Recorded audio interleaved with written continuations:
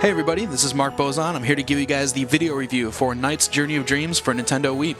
Some games we come across here at IGN are pretty easy to rate. Knight's Journey of Dreams was not one of those. It's actually kind of tough to put a number on this one. And it has to do a ton because of the nostalgia factor that we're going to get. Obviously, for some hardcore gamers, Knight's is going to be a sequel that you've been looking forward to for over a decade. Originally came out on Saturn. A lot of people have a lot of high hopes for this game, and a lot of them may not want to see the flaws that this game has, though there definitely are some. What you're going to end up seeing because of that, then, is a lot of hardcore people that may be a little bit more forgiving than most will be, and some newcomers that may or may not get pulled into this world the way that people did over a decade ago on Saturn. We're going to jump right into it, though, because there's a lot to talk about.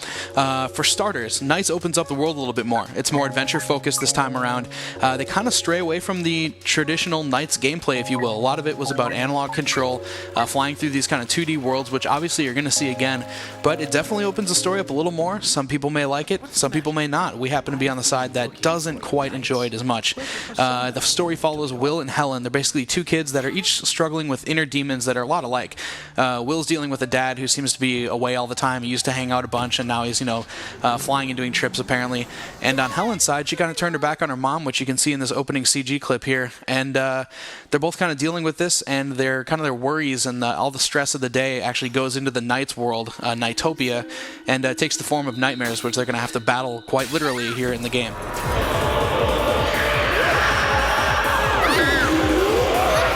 Now, this game's developed by Sonic Team. They're pretty much known for two things very positively. First of all is CG, which you're obviously going to see a ton of that here, and also VO. They've always done a ton with Sonic, and it returns again with Knights. Everybody has VO.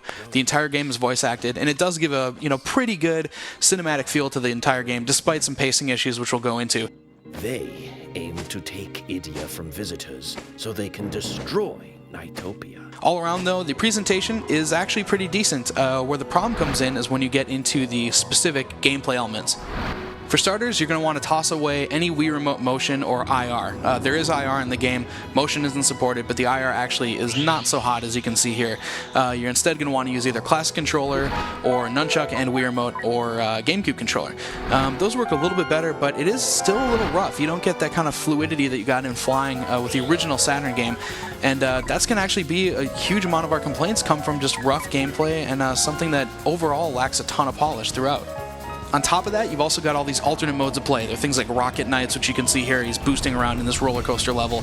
You're going to play as the children, do some minor platforming, and things like this river rafting here. And all those, they come across decently, but the gameplay overall is just really rough. And again, it's just not very polished. And in the end, we obviously would have wanted to see a ton more focus on the overall flying and the kind of the arcade aspects that you saw on Saturn, and a lot less put on this diverse world that has been opened up really for no good reason. Newcomers to the series may not see this as much, but the retro fans such as myself are definitely going to want a lot more just the core gameplay, and in the end you really only get a handful of levels that really feel like true Knight's gameplay. As for the overall pacing in the game, it's a little cluttered. There's no way to skip story sequences. Also, many of those sequences end up dragging on for minutes and minutes at a time, sometimes hitting like the 5-minute mark, and it's definitely a little bit long, especially considering another thing I mentioned in the written review is that when you fail missions, you don't only replay that little section, you actually go all the way back to the beginning of that dream, if you will. So if you're fighting a boss at the very end of the game, let's say, and you die, you go all the way back to the beginning, which means you watch all scripted sequences again, all story elements, you play through multiple levels of traditional Knight's play, or whatever it is that you're playing in those levels. Then you get to the boss fight, you get one chance. If you die again, all the way back to the beginning again. Really breaks up the mood, and kind of makes what otherwise is a pretty decent story and a pretty solid amount of arcade play, very, very Galaxy-like in the way that all the levels are set up, really breaks that up and makes it kind of monotonous. I want to stress it again here too, now that you're actually watching the game, live in front of you here. The main gameplay can still be fun. It can be. It's very much like the old game, very reminiscent of it. But it's obviously a rushed effort. When you get the controller in your hand and you feel this different gameplay modes and all the different things you're trying to do, it definitely feels like they didn't quite get analog control right, which is really annoying. Both the Will and Helen story modes are also just a couple hours long, and the multiplayer basically boils down to racing, online and offline mode, because the battle mode is pretty weak. You're shooting these slow projectiles at fast-moving characters, so obviously you're not going to hit people very often. Aside from that, you've got a final product that just ends up feeling like it needed a bit more time and a bit more focus on the right areas, the ones that people wanted to play over and over again. As a final note on kind of the presentation here in this game, you get a lot of load times. I mean, obviously you're going to have some. It's a, it's a disk drive system, so you're going to have to load up things anyways.